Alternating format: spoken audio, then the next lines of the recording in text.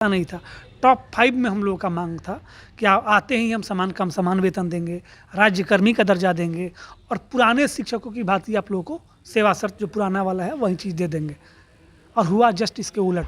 तो उसी के विरोध में हम लोग, चूँकि हम लोग के साथ वादा खिलाफी हुआ है, तो हम लोग इसको ब्लैक डे के रूप में मना रहे हैं सारे हेडक्वार्टर्स में। और ये जो नियमावली की प्रति है उसको जला के सांकेतिक रूप से लोकतांत्रिक ढंग से हम लोग इसका विरोध दर्ज कर रहे हैं।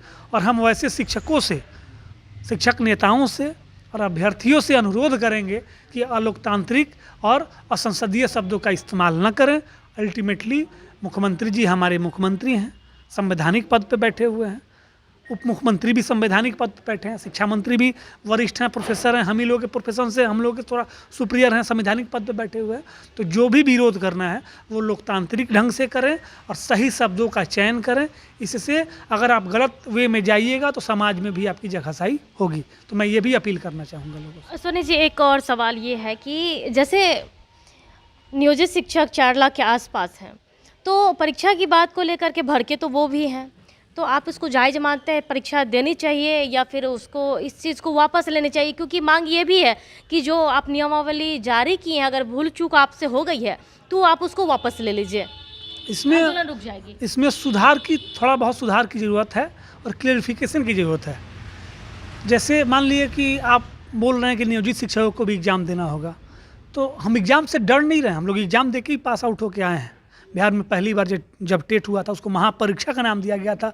उस समय के सारे जो एलिजिबल लोग थे उन लोगों ने एग्ज़ाम दिया था और बहुत कम सीट से कम लोग पास किए थे, उसमें से हम लोग हैं। तो हम लोग एग्ज़ाम से भाग नहीं रहे हैं। एग्ज़ाम मतलब अच्छा लगेगा हम लोगों को कि हम लोग को अगर एक एग्ज़ाम दे देने से ये लगे कि हाँ हम पाक साफ हो गए, तो लेकिन क्लियर तो करे सरकार कि कैसे एग्ज़ाम लेगी, क्या करेगी। क्या ऐसा तो नहीं कि आम अभ्यर्थियों की तरह हम लोग को लाके ओपन एग्ज़ाम में ढकेल देगी या डिपार्टमेंटल एग्ज़ाम लेगी। कुछ बहुत सारी चीज़ों को क्लियर करने की ज़रूरत है। आखिर एग्ज़ाम क्यों लिया जा रहा है हम लोगों का?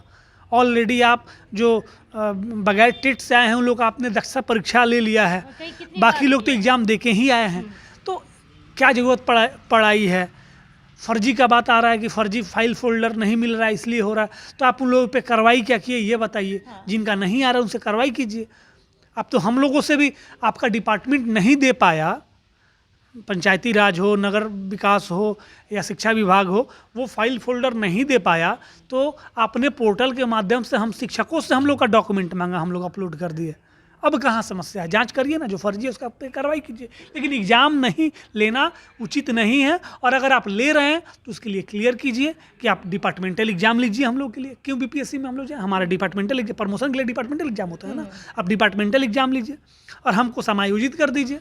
हम लोग चाहते हैं कि इस पर सरकार का अपना क्लियरिफिकेशन आए और हम लोगों को ओपन एग्जाम में ना धकेला जाए। क्योंकि जो कहीं ना कहीं ये नियमावली ब्यूरोक्रेट्स बनाए होंगे, हमारे एडिशनल चीफ सेक्रेटरी दीपक सर हैं, बाकी लोग हैं, अभी तो Ravi Prakash sir director primary थे, चले गए, कहीं के डीएम बन के गए कटिहार के। तो जो भी ब्यूरोक्रेट्स हैं सब अपने ज़माने के टॉपर रहे हैं, तभी तो इतने अच्छे महकमे को संभाल रहे हैं। क्या उनको ला के 20-20 साल, 15 साल, 18 साल नौकरी करने के बाद कहा जाए कि आइए आप यूपीएससी से एक बार और एग्ज़ाम दीजिए, आपका टेस्ट करना है? क्या वो नए लड़कों के साथ अपने आप को कम्पीट कर पाएंगे? तो बहुत सारी चीज़ें कन्फ्यूजन है। सरकार के लोगों को चाहिए, डिपार्टमेंट को चाहिए कि वो आगे आएँ और आगे आके क्लियरिफाई करें कि चीज़ें कैसी होंगी, क्या होंगी और एग्ज़ाम लेने की ज़रूरत नियोजित शिक्षकों को का क्यों पड़ गई है, इस पर स्पष्टीकरण की ज़रूरत है। आपको नहीं लगता है कि देखिए पहले से जो शिक्षक अभ्यर्थी हैं सड़क पे आंदोलन कर रहे हैं, उसे परेशानी थी, सरकार हमेशा घिरे हुए रहते थे, घेरे में लिए हुए रहते थे। उसके बाद एनआईओएस वाले टीचर लोग अलग परेशान हैं। अब बताइए, जो 20 साल से आपके द्वारा ही, यानी माननीय नीतीश कुमार के द्वारा ही ये बहाली किया गया था, उस समय आप डिग्री दिखाओ नौकरी पाओ का आप उनका ही था, और उसके बाद समय समय पर आप लोग एग्ज़ाम भी देते रहे हैं। बावजूद इसके अब फिर से एग्ज़ाम लेने की बातें जो सामने आ रही है, तो ये क्या लग रहा है? ये कहाँ से कहीं वो फिर से मतलब छटाए? मुझे तो लगता है ना कि मुख्यमंत्री जी के पास और डिप्टी सीएम के पास सही चीज़ें पहुंच ही नहीं पा रही हैं। डिपार्टमेंट के कुछ अधिकारीगण जो है बरगला रहे हैं, बिना कारण अकारण ही मुद्दे उत्पन्न हो जाए। आपने एनआईओएस का जिक्र किया, कुछ मुद्दा नहीं है, उसको मुद्दा बना के लोगों को परेशान किया गया, आंदोलन हो रहा है, हुआ है। क्लेरिफिकेशन आया तो थोड़ा सा शांति हुआ है, लेकिन चाहिए कि उस पर भी सरकार को आगे बढ़ के और उनके पक्ष में अपना जो ये है, जो वो लोग मौखिक बोल रहे हैं उसको रिटेन में कर दें कि समस्या का समाधान हो जाए। ऐसे ही छोटी छोटी समस्याओं को उत्पन्न करके सरकार और शिक्षकों के बीच में बराबर तलवार खींचने का काम ये डिपार्टमेंटल अधिकारीगण करते हैं। बहुत सारा मामला हाई कोर्ट से ऑर्डर आया हुआ है विरमण तिथि से ग्रेड पे, और प्रशिक्षित के रूप में जो लोग बहाल थे, सरकार ने उनको सवैतनिक अवकाश मतलब वेतन देते हुए उनको पढ़ने का अवसर दिया, और सरकारी ट्रेनिंग कॉलेज से वो लोग ट्रेनिंग किए और उन्होंने परीक्षा पास की। हाई कोर्ट ने कहा कि चूंकि ये इन सर्विस ट्रेनिंग किए हैं, तो जिस डेट से वो कॉलेज से रिलीव हो गए हैं उसी डेट से ट्रेंड मानते हुए इनको इनका जो वित्तीय लाभ है वो दिया जाए। कुछ लोगों को दिया जा रहा है, कुछ लोगों को नहीं दिया जा रहा है। तो किसका गलती है?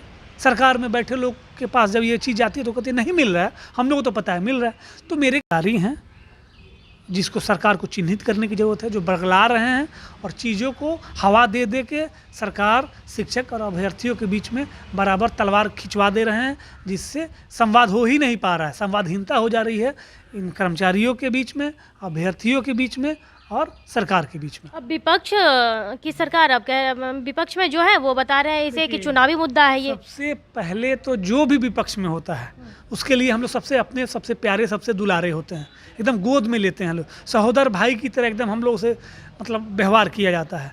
और जो ही सत्ता में आते हैं तो पहला बलि हम ही लोगों का चढ़ाया जाता है और उससे वो लोग अपना राज तिलक करते हैं। तो क्या बीजेपी वाले या कोई विपक्ष वाले क्या कहेंगे? सब लोग वही हैं। यही माननीय तेजस्वी यादव जी जब नेता प्रतिपक्ष हुआ करते थे तो उनका क्या वक्तव्य था, आज क्या है? ये बीजेपी वाले कहते थे कि भगवान भी आ जाएंगे तो वेतनमान नहीं मिलेगा, आज वो हमारे पक्ष में बात कर रहे हैं। तो ये देखिए, हमको लगता है कि शिक्षा के साथ न्याय किन्हीं ने नहीं किया है। कोई नहीं चाहता है कि बिहार का शिक्षा व्यवस्था सुधरे। सब लोगों को कोई जाति की राजनीति करता है, कोई धर्म की राजनीति करता है। तो फिर दुकान चलेगा कैसे? जब सारे लोग लिटरेट हो जाएंगे तो फिर ये राशन की राजनीति कैसे होगी?